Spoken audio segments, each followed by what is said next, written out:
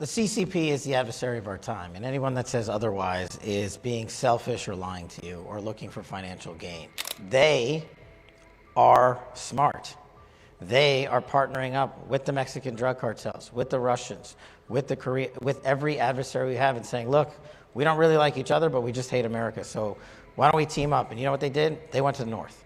And you know, that's a different calculation for those in Wall Street, but that's not my calculation, and I don't really care about it. The United States Department of Justice has charged 2 Chinese citizens with spying and trying to recruit from within the country's military ranks. The Justice Department said that Yuan Chen and Liren Ryan Lai worked on behalf of China's powerful Ministry of State Security. Both suspects allegedly sought classified U.S. military data and tried to recruit service members for China. As per the DOJ, the pair even paid for sensitive Navy intelligence through covert dead drop methods in California. In one case, Chen traveled to San Diego, California to meet with a Navy hire and tour the USS Abraham Lincoln, an aircraft carrier. The FBI says these actions reflect a broader Chinese campaign to infiltrate American defense systems from within. Attorney General Pamela Bondi called the case evidence of China's aggressive efforts to undermine U.S. national security. As per the DOJ, the suspects facilitated a dead drop payment of at least $10,000 in a locker at a recreational facility in Northern California in 2022 in exchange for U.S. national security information that had already been passed to Chinese intelligence. FBI Director Kash Patel warned that China is trying to infiltrate U.S. borders using old-school spycraft and recruitment tactics. China's foreign ministry denied knowledge of the case, accusing the U.S. of exaggerating spy threats. The U.S. Justice Department said yesterday that 2 Chinese nationals have been arrested for espionage and for allegedly seeking to recruit members of the U.S. Navy to serve as intelligence assets. What is China's comment on this? I'm not familiar with the specifics, but we always oppose hyping up the so-called Chinese spies narrative, and we will take necessary measures to safeguard the legitimate rights and interests of Chinese nationals abroad. We have the southern border, the Trump administration, you all, we all, they've all, the Customs Border Protection, our colleagues in green have done a hell of a job down there. And, of course, the president putting in troops to assist in that.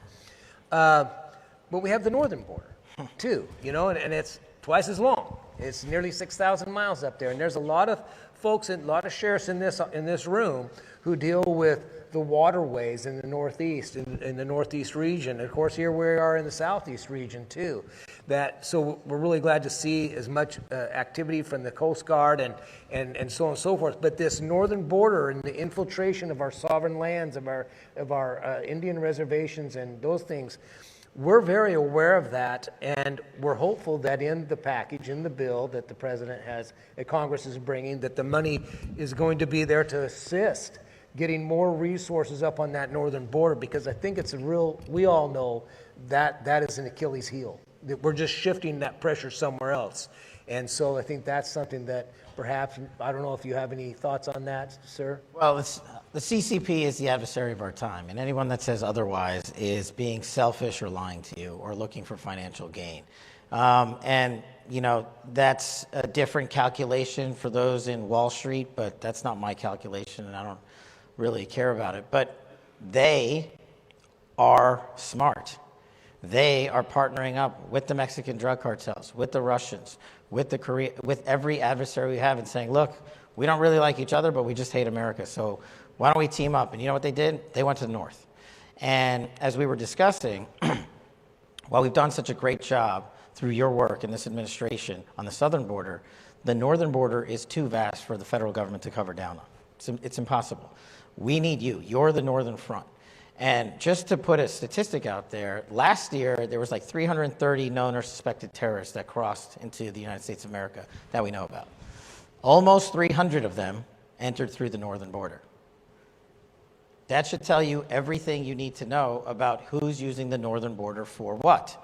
Not just terrorism. Now they're moving the drug trafficking trade up there, and they're moving the fentanyl distribution up there.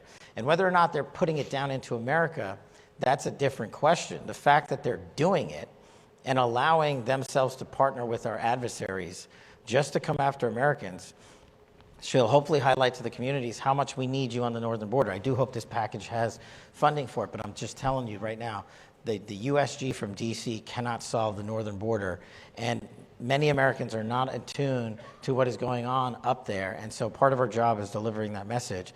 But the bigger ask is relying on you and your teams to help us cover down on that tract of territory. Agreed. And, and part of that is, there's two things. Part of that, to be able to do that, is information sharing, right? That information sharing is critical to what you do, critical to what we do. And I think there's some work to be done with that, right? Through the DOJ, through us. And I think we're getting closer to that. Obviously, all of our meetings back in Washington, I think we're getting closer to that. But I think that's something we, as an organization, as a national sheriffs, and of course our colleagues, the major county sheriffs, major city chiefs, we've got to find a way to bridge that information sharing gap of data, information on individuals in our jails, where they're at, those types of things, whether it's ATF, DEA, you name the acronym, that information, we have to find a way to share that, because sometimes in the past, not saying right now, but information goes in, but nothing comes back our way. So I would just ask that we kind of monitor that, especially in your position. You have a lot more, in reality, ability to kind of make sure we're getting that back. But I think it's helpful because of what you're doing right at headquarters, where you're putting people there from the sheriffs, from law enforcement. I think that's going to help tremendously. Yeah, I mean, that's the biggest component of sharing information is if you don't know that people downrange aren't getting it, then you don't know that there's a problem. And if you don't know who's not getting what, then you don't know what to send out. So that's part of the initiative that we have and we're pretty much done. I think you're helping us fill out some of those last remaining applicant slots, and we should have that stood up here shortly.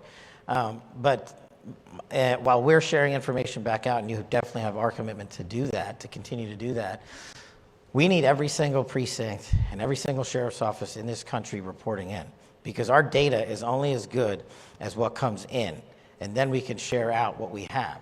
So we're not at 100% when it comes to sieges and biometrics and data from local arrests. And I know you guys do a great job. I'm asking you guys to message out to the other communities. If we can get that last 10%, then we can have the full picture and we can have better data to focus down on what the crime threat is and who needs resources and where these task forces go and where we stand up our next adventure to take on violent crime. So that's my ask of you, but we will continue to share.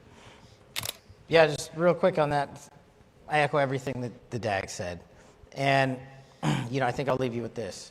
This year, thanks to your work, we are on track to have the lowest murder rate ever. That's good cops being cops.